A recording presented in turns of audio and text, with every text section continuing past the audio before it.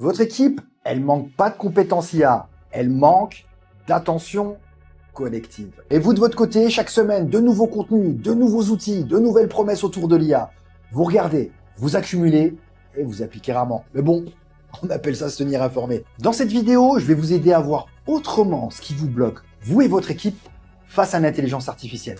Pas du côté de la technologie, mais du côté de la manière dont vous travaillez ensemble.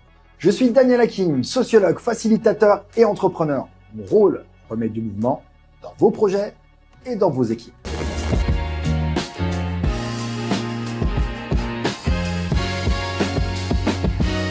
Bon, voilà ce qu'on vous dit jamais. Le problème, c'est pas que l'IA va trop vite. Le problème, c'est qu'on regarde trop et qu'on délibère trop peu. Votre équipe, elle manque pas de motivation, elle est saturée. Elle sauvegarde, elle zappe, elle consomme. Et ça, un chercheur l'avait déjà compris dès 1971. Allez, je vous explique. Nous sommes dans une petite salle de l'université de Dartmouth. Herbert Simon branche son ordinateur. Pas de graphique, pas de son.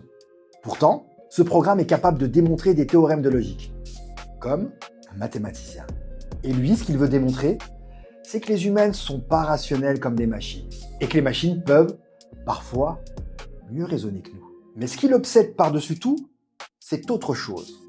Plus on donne d'informations à un être humain, plus sa capacité d'attention se fragmente. Et il écrit cette phrase en 1971. Une richesse d'informations crée une pauvreté d'attention. Et encore à l'époque, on n'avait pas les notifications. Et Simon, il imagine déjà un monde saturé de signaux, de choix illimités, de sollicitations permanentes. Il l'avait prédit, on y est. Webinar, formation en ligne, newsletter de veille stratégique, post LinkedIn. On vous incite à regarder, mais pas à pratiquer. Alors c'est vrai, s'inscrire à un webinaire, ça donne une sensation de progrès. C'est mignon. Partager un lien sur Teams, ça donne l'impression d'avancer. Vous allez vraiment me faire croire ça? Mais le travail, oui, le travail réel, lui, il ne change pas. L'IA, ça ne transforme pas votre travail parce que vous en parlez, ni parce que vous consommez du contenu à son sujet. Et ça marche comme ça pour tous les sujets technologiques. En fait, l'IA peut transformer quand vous l'expérimentez et quand vous la mettez en discussion ensemble. C'est là le cœur du sujet. Ce qui me frappe dans les dizaines d'entreprises que je visite, c'est qu'on consomme en continu. On expérimente rarement.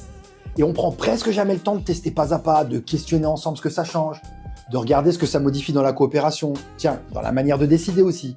Et puis surtout, dans ce qu'on attend des compétences et de leur évolution et de la place de chacun dans le travail réel. Ouais, c'est ça l'œil du cyclone. Alors j'ai envie de vous partager une question que je soumets à la plupart des équipes que je rencontre et qui se font balader par les contenus IA. Avant de cliquer sur le prochain contenu IA à la mode, posez-vous d'abord cette question. Est-ce que je cherche à comprendre ou est-ce que je cherche à me rassurer?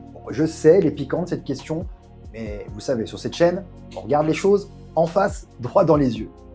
Et dans votre équipe, moins de liens partagés, c'est plus de temps pour tester et questionner ensemble les usages et l'évolution du métier.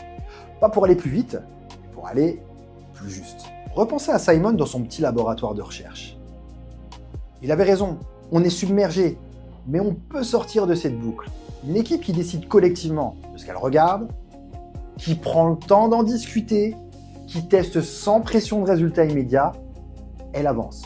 Vraiment, c'est ce que j'observe tous les jours dans les équipes que j'accompagne. Et je vais vous montrer ce que ça donne concrètement. J'ai filmé un hackathon, un marathon d'innovation autour du thème de l'IA pour les services ressources humaines du groupe Adecco, l'un de mes clients. Une équipe, un défi réel, 6 heures pour délibérer, tester et produire. Et vous allez voir la différence entre parler d'IA et transformer la manière de travailler ensemble. Pas de consommation de contenu, pas d'effet vitrine, juste de l'intelligence collective au service d'un problème concret. La vidéo est disponible en description. Bon, vous l'avez vu, ce qui joue ici, finalement, c'est plus simple que ce qu'on croit. On manque pas d'outils IA, on manque même pas de compétences. Ce qui manque, c'est l'attention collective pour décider ensemble de ce que l'IA change vraiment dans notre manière de travailler. Tant que l'IA reste un sujet de consommation, comme d'autres, elle va créer des saturations, c'est sûr. En revanche, quand elle devient un sujet de mise à l'épreuve collective, là, elle transforme le travail. La vraie question, ce n'est pas quel outil on va adopter. Non, la vraie question, c'est qu'est-ce que nous décidons d'en faire ensemble. Et si vous aussi, vous voulez créer les conditions dans vos équipes, que ce soit autour de l'IA, d'un changement stratégique, ou d'une période de transformation, j'accompagne des collectifs à prendre le temps de délibérer sur ce qui compte vraiment. Vous trouverez toutes les informations en description. Et en attendant, je vous dis à très vite de l'autre côté. Ciao!